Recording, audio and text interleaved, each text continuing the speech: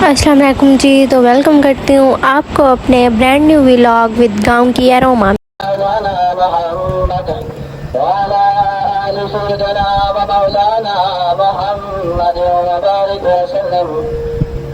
उम्मीद है आप सब खैरियत से होंगे और आपकी दुआओं से अल्हम्दुलिल्लाह मैं भी बिल्कुल ठीक हूँ जी। तो आज था संडे और संडे को तो होती छुट्टी, तो मैं उठी 10 बजे और मुंह धो के इन कबूतरों के साथ बैठ गई। उसके बाद हमारा प्लान बना कि उस दिन मैंने आपको वीडियो में दिखाई थी चॉकलेट, तो वही चॉकलेट लेने के लिए हमने जाना था बलोच। तो अम्मी ने कहा चलो चलते हैं। मैंने फ़ौरन से सूट निकाला, चप्पल पहने, ये चप्पल पहने तो ये मुझे पसंद नहीं आए, तो मैंने फ़ौरन से दूसरे चप्पल पहने। ये चप्पल पहने तो ये काफ़ी अच्छे लग रहे थे। उसके बाद मैं अम्मी की तैयारी का इंतज़ार करने लगी और उसके बाद रक्षे का इंतज़ार करने लगी। लेकिन शुक्र है कि रक्षा जल्दी आ गया और जैसे रक्षा आया हम लोग रवाना हो गए।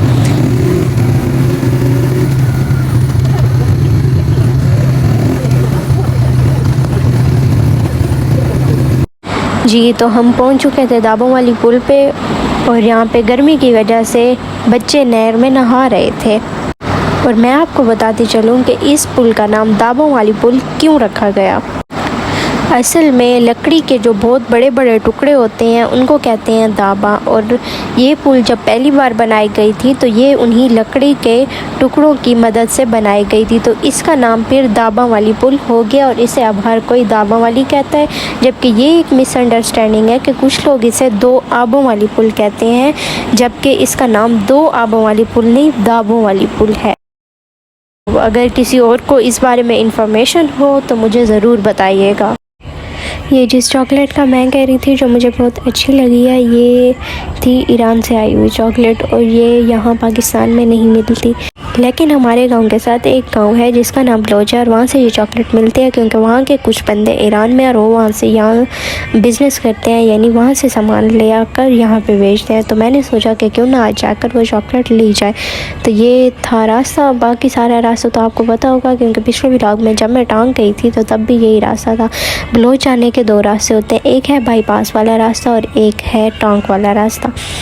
तो हम टांग से भी बेसिकली दो रास्ते जाते हैं, एक है ट्रैफिक पॉइंट वाला रास्ता और एक है इलाहाबाद वाला रास्ता। तो हमने इलाहाबाद वाला रास्ता चूज़ किया क्योंकि ये बहुत शॉर्ट था, लेकिन अनफॉर्चुनेटली हमें पता नहीं था रास्ता और हम वहाँ भटक गए। हम काफ़ी घूमते रहे।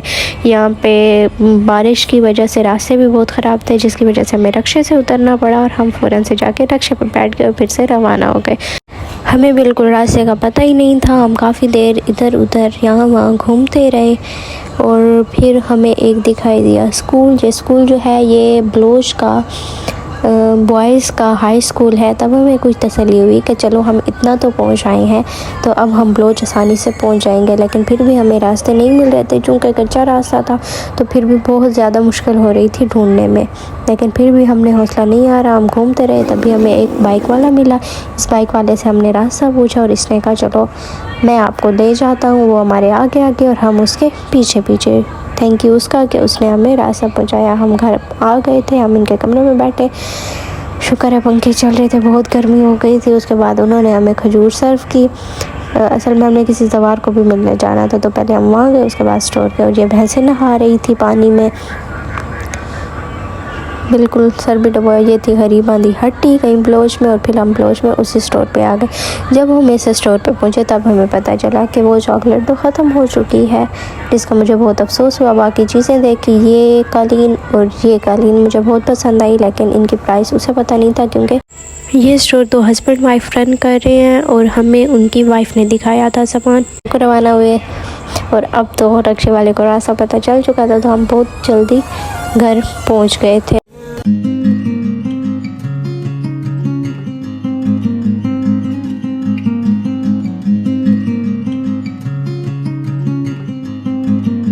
पहले एक ग्राउंड हुआ करता था, लेकिन अब यहाँ पे सब्ज़ा है और ये काफ़ी अच्छा लगता है हमारे घर के सामने। और ये ग्राउंड काफ़ी बड़ा हुआ करता था, यहाँ पे बहुत से लोग, बहुत से बच्चे खेला करते थे।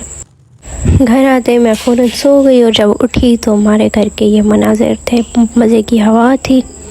उसके अलावा इजाज़त चाहूँगी, अगर मेरा व्लॉग आपको अच्छा लगा हो तो please like share and subscribe my YouTube channel. अल्लाह हाफ़िज़, टाटा, बाय बाय।